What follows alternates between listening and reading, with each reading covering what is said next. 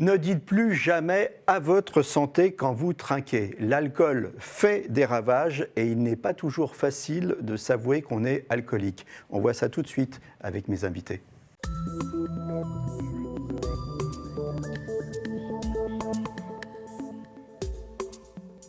Alors avec moi sur le plateau, Laurence Cottet. Laurence Cottet, vous êtes auteur de plusieurs ouvrages, vous n'arrêtez pas d'écrire, vous êtes auteur de Non, j'ai arrêté et vous êtes auteur du Petit guide pour réussir son mois sobre.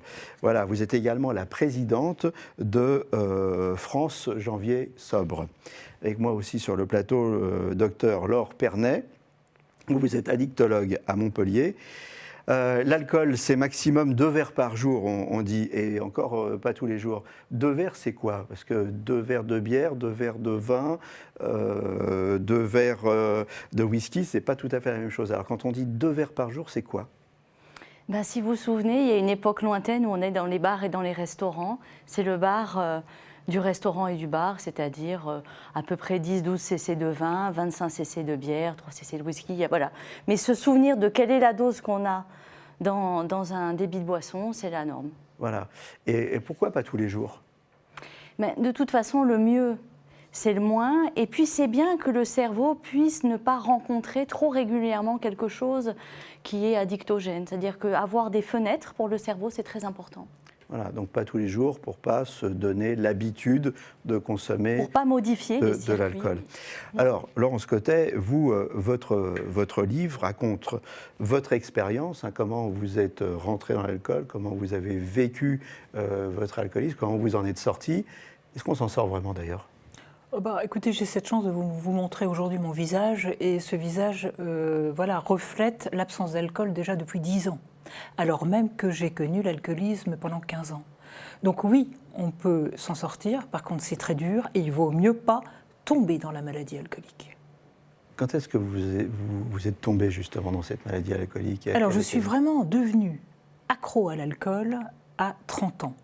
Et en ayant bien réfléchi sur comment suis-je arrivée accro, en fait je me rends compte que j'ai commencé à boire très jeune, vers 15-16 ans. Avec des amis, ensuite en faculté, on picolait et on n'en était pas à la dose standard que vient de nous rappeler Laure Grelet. On était vraiment à des doses... Mais par contre, c'était associé à de l'alcool festif. Et c'est là le danger, c'est qu'il n'y a pas d'alcool festif. Voilà, mais c'est toujours festif. C'est-à-dire c'est toujours en groupe d'amis au départ qu'on va fêter quelque chose et finalement il y a plein de trucs à fêter. Et on ne calcule plus la dose d'alcool consommée. Et c'est ça qui est important de comprendre, c'est que l'alcool est un produit psychoactif qui joue sur votre cerveau et très vite vous allez tomber dans cette habitude, dans cette accoutumance, dans ce phénomène d'accoutumance qui fait que vous allez augmenter silencieusement les doses et que vous allez devenir accro à l'alcool, ce que je suis devenue à 30 ans. Et alors, à partir de quel moment vous avez accepté ou vous avez réalisé le fait que vous étiez alcoolique? Moi, je m'en suis rendu compte, donc je n'étais plus dans le déni à 35 ans. À 35 ans, j'ai compris, parce que j'avais lu des livres témoignages, j'ai compris que j'avais tous les symptômes de l'alcoolique. C'est-à-dire l'alcoolique, ça veut dire que l'alcool, c'est l'obsession de la journée. Il n'y a que ça qui compte, et donc vous loupez tous vos rendez-vous, toutes vos obligations familiales, professionnelles, personnelles. Il n'y a qu'une chose qui compte, c'est avoir la dose d'alcool dans le sang. En fait, vous êtes drogué à l'alcool. Et ça a été quoi le déclic alors qui vous a le fait déclic, dire moi, il faut que ça s'arrête là maintenant? Il est épouvantable parce que j'aime le relater, même s'il n'est pas agréable. Le déclic s'est fait le 24 janvier 2009. Vous voyez, je connais la date par cœur. Le jour où, alors que je suis cadre supérieur dans un grand groupe de BTP, je m'effondre, ivre-morte, à la cérémonie des vœux devant 650 autres cadres supérieurs. Donc j'ai touché le fond. C'est ce que l'on appelle dans notre jargon d'alcoolique. Et mon message est toujours de dire, n'attendez pas de toucher le fond pour réagir si vous pensez avoir un problème avec l'alcool. Mais souvent c'est ça. C'est-à-dire souvent on touche le fond et c'est le fond qui est le déclic finalement pour dire ça ne peut plus durer, je vais entamer un combat. Exactement. Le problème c'est que beaucoup vont rester au fond parce que ce déclic il peut être mortel. Moi j'ai eu cette chance de me relever, de me soigner et je n'ai pas de séquelles physiques ou neurobiologiques, mais beaucoup resteront au fond ou se relèveront avec des séquelles et il est trop tard. Combien de temps vous avez mis entre le moment où vous vous dites « faut que j'arrête » et le moment où vous avez pu arrêter? Eh ben, j'ai mis 7 ans. Donc de 36 ans à ces 48 ans, enfin je n'ai pas calculé, je crois que ça fait 7-8 ans, où tous les jours, tous les matins, je me disais je ne boirai pas d'alcool, je ne boirai pas, je tiens. Et finalement, vers 5-6 heures, il y avait ce craving, ce que l'on appelle cette envie irrésistible de boire, qui faisait que je prenais un verre. Et arrivé à ce stade de la maladie, c'est jamais qu'un seul verre qui vous suffit, c'est une bouteille, 2 bouteilles, et vous retouchez le fond. Et donc il y a eu des rechutes comme ça pendant 6-7 ans? Pendant 7-8 ans. J'ai cru que j'allais pouvoir m'arrêter seule. Or, non. Quand on est vraiment malade à l'alcool, on est obligé de se faire aider. Et finalement, c'est ce que je vais comprendre en touchant le fond. Quelques jours plus tard, je rencontre un médecin qui, pour la première fois, va me dire « Madame, vous êtes malade ». Et en fait, je ne savais pas que c'était une maladie. Et c'est ce mot « malade » qui va me déculpabiliser et je vais enfin être pris en charge par un médecin addictologue. Entre le moment où vous vous êtes effondré à cet âge et le moment où vous avez continué à lutter contre l'alcoolisme, vous avez continué à travailler ou alors Non. Vous savez, non, c'est ça aussi qui est terrible, c'est que l'alcool m'a fait tout perdre. 3 jours après, moi j'étais licenciée, bel et bien, avec mon problème d'alcool entier. Et j'ai finalement, enfin, souvent je le dis, commencer les soins, je suis sûre que vous allez me confirmer cela, mais c'est un travail à temps plein. Vous savez, c'est terrible de devoir se sevrer de l'alcool. Après, il y a tout le travail psychothérapeutique. Et finalement, heureusement que j'avais du temps devant moi pour mener jusqu'au bout ce travail de soins et se soigner de manière durable. Comment on fait entre-temps? Comment on vit? D'abord, on est tellement heureux de ne plus boire d'alcool. Et chaque jour est à marquer d'une pierre blanche. Ce que l'on est en train de réussir, on croyait que c'était impossible pour nous de le faire. Donc, on vit au jour le jour, 24 heures par 24 heures, et ça va durer des mois, voire des années, pour enfin se dire « cet alcool, il est là, mais je n'en ai plus besoin ». Et vous en êtes là aujourd'hui? Oui. Ouais, c'est bien. L'alcoolisme, docteur Laurence Pernet. Alors qu'est-ce que c'est d'abord l'alcoolisme? On a bien compris que c'est une drogue finalement, c'est ça? L'alcoolisme, c'est un phénomène de dépendance. Nous, on ne parle plus d'alcoolisme, on parle de mésusage, de dépendance, parce que ça reflète plus le gradient. Et il faut faire attention parce que la plupart des gens qui consomment trop d'alcool ne sont pas forcément dépendants. Et l'alcoolisme, c'est vraiment un stade ultime, parfois tardif, qui demande, comme vous l'avez bien souligné, beaucoup de démarches et d'accompagnement. Je crois qu'il faut souligner qu'il faut être conscient de ses consommations d'alcool, parce que c'est trop boire qui est dangereux. Et l'alcoolisme, c'est être prisonnier de ses consommations, parce qu'on a une accroche forte avec le produit. C'est ça. Trop boire, c'est dangereux. Il est toujours utile de le rappeler. Pourquoi c'est dangereux finalement? Pourquoi c'est dangereux de boire? Parce que ça abîme tous les organes, parce que ça diffuse dans le sang et que le sang va partout, donc il y a une toxicité neurologique, il y a une toxicité digestive. C'est vraiment un facteur majeur en France de maladies cardiovasculaires, de cancer bien entendu. C'est d'ailleurs la deuxième cause de mortalité évitable, et c'est surtout les cancers et les maladies cardiovasculaires qui pèsent lourd, mais aussi dans l'alcoolisme aigu, le binge, les bitures express des jeunes, c'est aussi les accidents, les passages à l'acte, les violences. C'est l'overdose finalement, ça. C'est ça, on peut dire. C'est du shoot, quoi. Ouais. C'est du shoot. Mais le coma éthylique, c'est le résultat d'une overdose. Complètement. C'est ça. Complètement. Je crois qu'il faut faire ce parallèle entre alcool et drogue. C'est important. Parce qu'on vit dans un pays où culturellement, l'alcool, c'est comme si ce n'était pas de la drogue. Oui. Culturellement. Oui, encore qu'il ne faut pas non plus choquer. Il y a quand même 90% des gens qui n'ont pas de problème avec l'alcool. Alors vous n'allez pas leur dire au moindre verre vous êtes drogué. Il faut trouver le bon terme.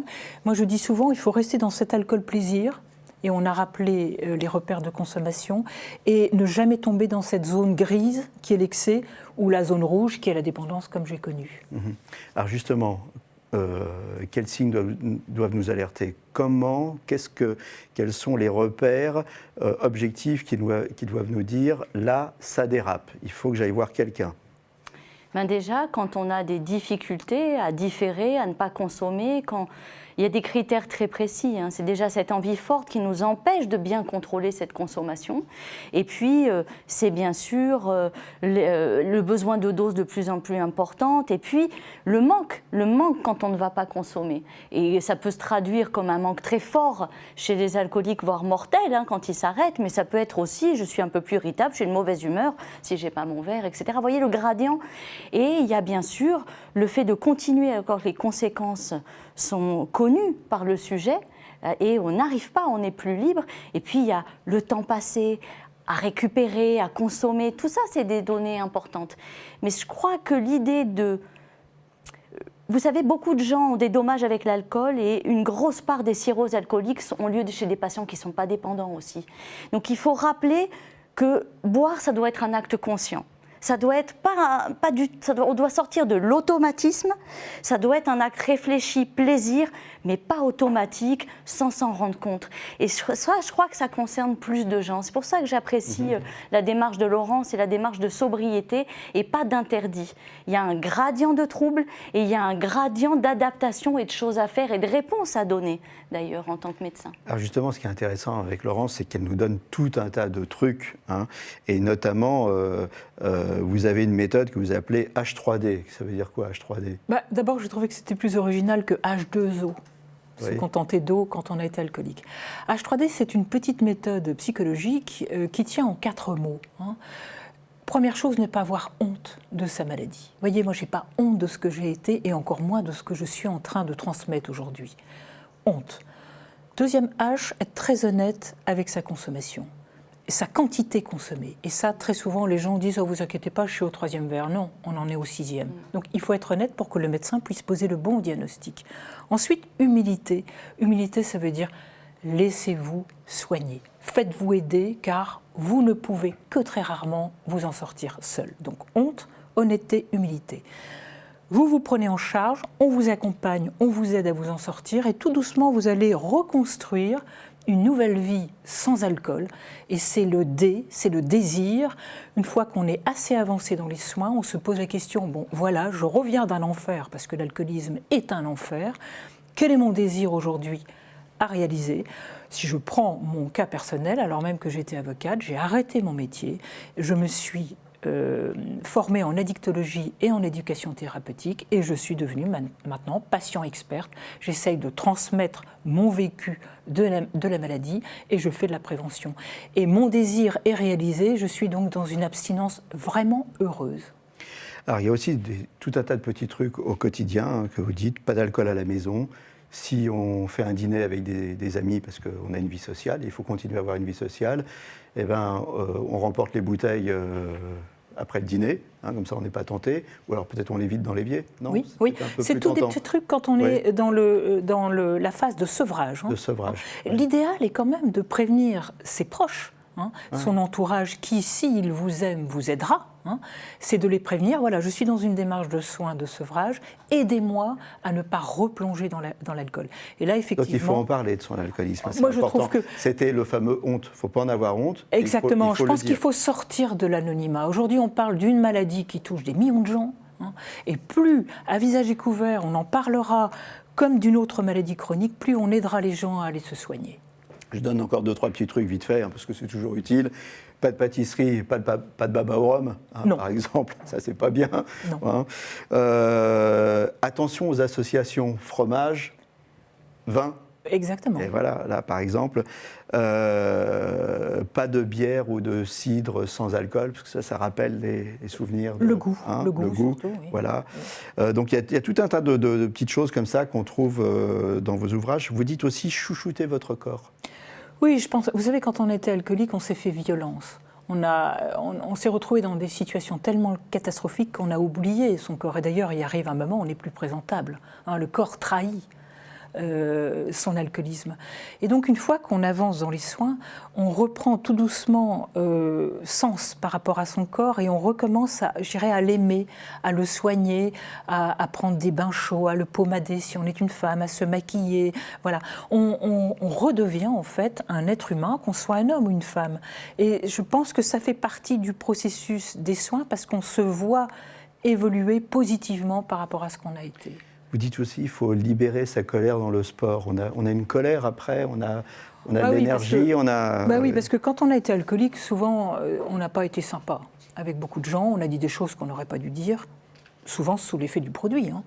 Et donc, il faut se faire pardonner et il faut se faire réaccepter par d'autres. Et il faut se reconstruire, en fait, une vie sociale.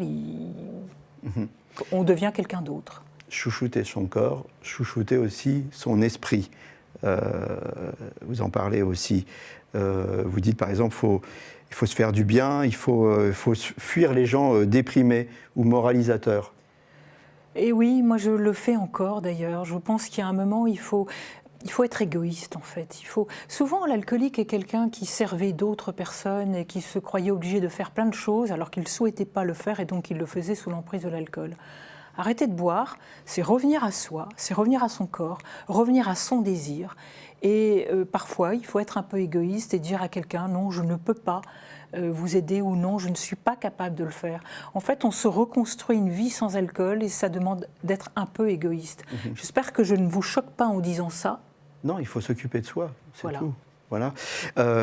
Et vous dites aussi que c'est important d'avoir des gens de confiance, quelqu'un qu'on peut appeler. C'est peut-être un patient expert d'ailleurs, ou peut-être quelqu'un qui a vécu l'alcoolisme ou pas, mais quelqu'un qu'on peut appeler à tout moment quand on sait qu'on est sur le point de recraquer ou quand ça ne va pas bien. Ah oui, je pense que d'abord c'est important d'avoir le bon médecin à ses côtés, qui est joignable parfois par Internet, surtout dans la période actuelle de la Covid. Et après, c'est la thérapie du téléphone. Moi, j'ai créé un groupe sur Facebook et on a des parrains, marraines. Et en cas de coup dur, eh bien, on s'appelle, etc. Le fait d'avoir quelqu'un en face de vous qui a connu la maladie et qui s'en est sorti, c'est extrêmement positif pour la personne qui est en cours de soins. Alors vous en êtes sorti, mais ça vous arrive d'appeler un parrain parfois, de temps en temps ? Écoutez, non. Je vais vous dire non parce que... Eh bien, c'est bien. Ça veut dire que tout va bien. Voilà. C'est pas la peine de développer. Ça veut dire que ça va bien. Oui. Vous dites aussi qu'il faut chouchouter votre âme, pratiquer la lecture, l'écriture, une certaine spiritualité. C'est important, ça aussi ? Oui. Ouais. Je crois que quand on a connu l'enfer de l'alcoolisme et qu'on s'en sort durablement, on vit tout à fait autrement. On va à l'essentiel, on voit les choses différemment. Et en fait, on a une spiritualité différente. En tout cas, ça a été mon cas. Ça se ressent.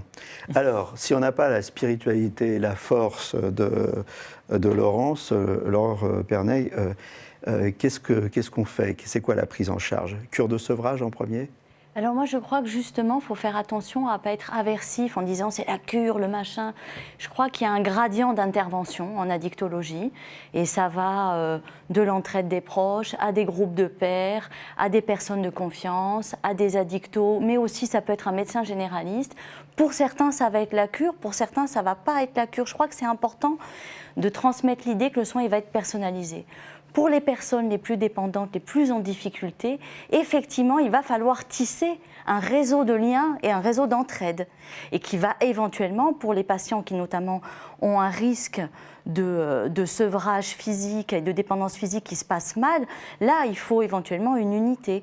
Mais il y a des stratégies en amont, en consultation, en ambulatoire, en hospitalisation. Et puis, le sevrage, ce n'est pas la finalité, c'est le maintien d'un équilibre par rapport à l'alcool et d'un maintien qui soit bon pour la santé. Et là, il y a des pratiques psychothérapeutiques. C'est pas la finalité, est-ce que c'est pour autant une étape obligatoire à un certain moment ? Pas pour tout le monde. Pas pour tout le monde. L'hospitalisation n'est pas obligatoire pour tout le monde. Et je crois que c'est important de le dire. Et je crois que c'est un contrat thérapeutique personnel, individuel entre un patient et l'équipe soignante.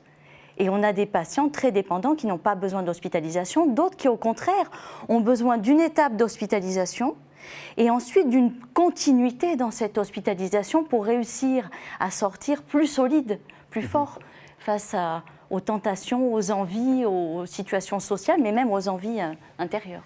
On entend souvent parler du baclofène. C'est le médicament miracle, ça suffit pour s'arrêter de boire. C'est quoi le baclofène ? Alors il faut que vous sachiez que les médicaments, il y en a plusieurs, qui ont des autorisations de mise sur le marché. Il y en a dont on sait aussi qu'ils sont efficaces, il y a d'autres traitements.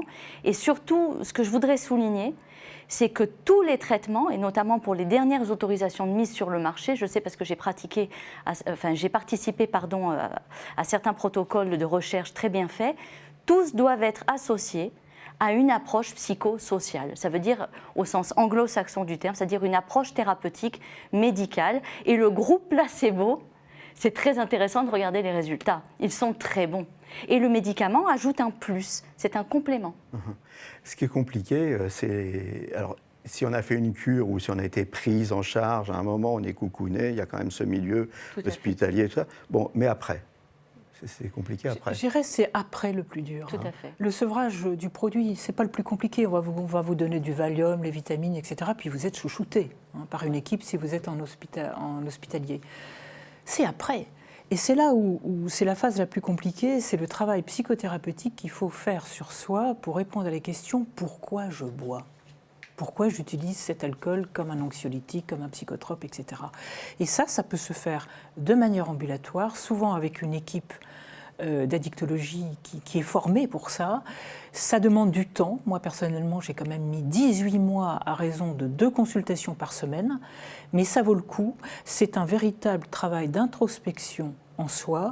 On va fouiller dans l'intérieur des traumatismes qu'on a pu subir et qui expliquent pourquoi on boit.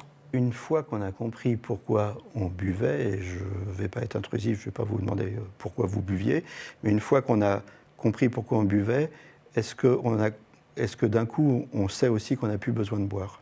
Tout doucement, oui. Oui. On a mis le doigt là où ça fait mal, on se fait accompagner, on ne le fait pas seul. Et tout doucement, au fil des séances, on est comme libéré. On retrouve une liberté sans alcool, on sort de l'enfer et on se reconstruit, on va vers le désir de la méthode H3. Laurence Cottet, libérée, délivrée, comme la Reine des Neiges.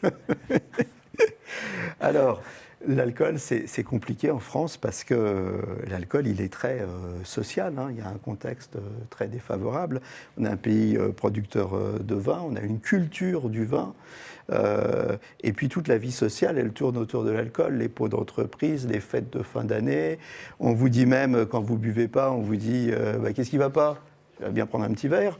Alors, c'est compliqué d'évoluer dans cet univers. Vous le ressentez, vous, dans vos consultations, ce poids social ou pas? Je trouve ça très important, d'ailleurs, qu'on puisse parler des différentes approches thérapeutiques possibles par rapport à cela, mais il faut intervenir plus tôt. Il n'y a que 10% des gens qui iront dans le soin et 10 ans trop tard. Donc c'est justement dans ces circonstances que vous évoquez qu'il faut intervenir. Les gens doivent être informés. Le premier gradient, la première intervention, c'est vraiment savoir où est la limite et me situer par rapport à ces limites. Et ensuite, il faut savoir qu'il y a beaucoup de gens qui ne feront jamais de démarche addicto parce qu'ils ont peur qu'on les menace d'une cure de sevrage et de l'abstinence. Il faut le savoir, c'est la première cause de non-soin. Donc, il y a des groupes d'entraide. Il y a maintenant la e-santé avec des téléconsultations, des groupes d'entraide aussi en Zoom. Il y a plein de choses qui sont possibles. Nous, en tant que médecins, on est extrêmement affectés par le fait de pouvoir voir très peu de gens et trop tard. C'est pour ça qu'on est un groupe de médecins à avoir sorti une application d'accompagnement pour s'interroger sur ces consommations et construire quelque chose pour moins boire. Parce que c'est ça le secret et faire face. C'est une application pour les patients ou pour les médecins? Pour les patients. Alors, pour les patients. On va donner le nom de l'application, allez-y. Donc c'est MyDéfi. Et justement, le défi, c'est d'être en conscience avec ses consommations, de se rendre compte de ce qu'on consomme et d'avoir des conseils personnalisés, anonymes, discrètement, pour pouvoir modifier ses comportements et avoir des conseils d'ailleurs qui s'ajustent aux modifications de la consommation d'alcool. Et je crois que c'est important de parler des seuils de consommation comme vous l'avez fait, parce que sinon, ça dérive. On arrive trop tard. Oui, c'est terrible.